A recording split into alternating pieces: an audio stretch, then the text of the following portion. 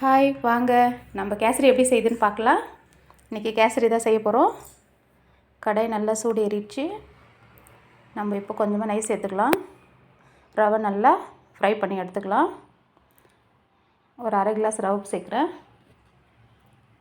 ரெண்டும் சேர்த்து நல்லா ஃப்ரை பண்ணிக்கலாம். கொஞ்சம் கலர் வர மாதிரி, ஜாஸ்தி ஃப்ரை பண்ணக்கூடாது, கலர் சேஞ்ச் ஆகிடும். நெய்யில் தான் நம்ம ஃப்ரை பண்ணணும். பாருங்கள், இந்த ஸ்டேஜில் ஃப்ரை பண்ணிவிட்டு நம்ம வேறு ஒரு பிளேட்டுக்கு அதை மாற்றிக்கலாம். மாற்றிட்டு ஒரு கடாய் வச்சிடலாம். அதே கடாயில் கொஞ்சமாக ஆயில் சேர்த்துக்கலாம்.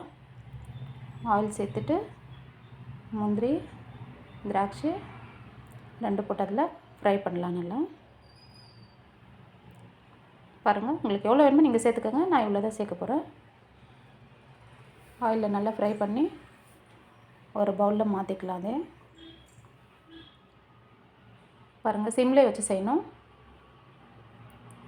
நல்லா ஃப்ரை பண்ணிக்கலாம். பாருங்கள், ஃப்ரை பண்ணிவிட்டு இப்போ ஒரு பவுலில் மாற்றிக்கலாம். நம்ம ஃப்ரை ஆகிடுச்சு. இந்த கிளாஸில் தான் நான் 6 கிளாஸ் ரவை எடுத்திருக்கேன். ஃப்ரை ஆகிடுச்சு. நம்ம இப்போ பவுலில் மாற்றிக்கலாம்.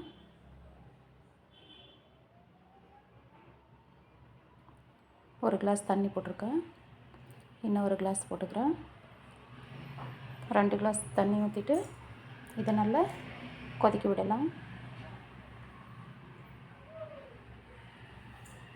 2 ஏலக்காய் வாசனைக்காக, 2 லவங்கம். இது இன்னும் கொஞ்சம் வாசனை கொடுக்கும், நல்லாவும் இருக்கும் டேஸ்ட்டாக சாப்பிடும்போது. பாருங்கள், அரை கிளாஸ் ரவை, அரை கிளாஸ் சர்க்கரை. தண்ணி நல்லா கொதிக்குது. இப்போ நம்ம ரவையை சேர்த்துக்கலாம். ரவை சேர்த்துட்டு நல்லா கலக்கி விட்டுக்கலாம்.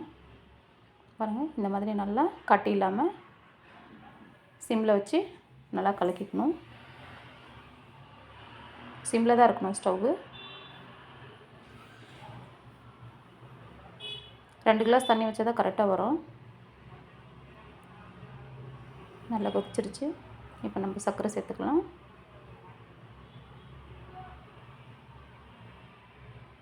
பாருங்கள், இந்த ஸ்டேஜில் வரணும். நம்ம இப்போ சர்க்கரை சேர்த்துக்கலாம். அதை சேர்த்து நல்லா கலக்கி விட்டுக்கலாம். சர்க்கரை சேர்த்துருந்தா கொஞ்சம் நல்லா தண்ணி விடும். சிம்மில் தான் இருக்கணும் ஸ்டவ்வு.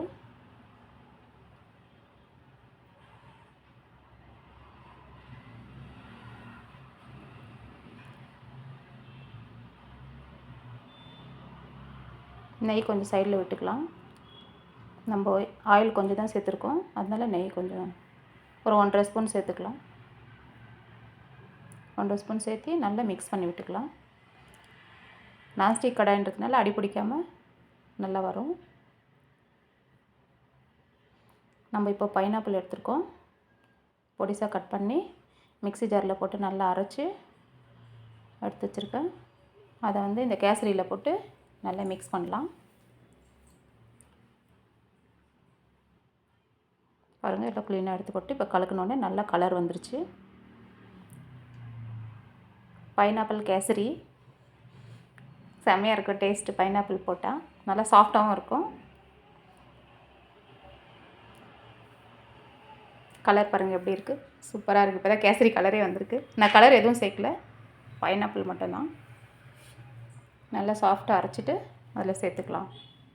பாருங்கள், இந்த ஸ்டேஜில் வரணும். வேணால் இன்னும் கொஞ்சம் நெய் சேர்த்துக்கோங்க. நான் நெய் ஜாஸ்தி சேர்க்கல, 2 ஸ்பூன் போதுமாச்சு எனக்கு. நீங்கள் வேணும்னா இன்னும் கொஞ்சம் நெய் சேர்த்துக்கோங்க.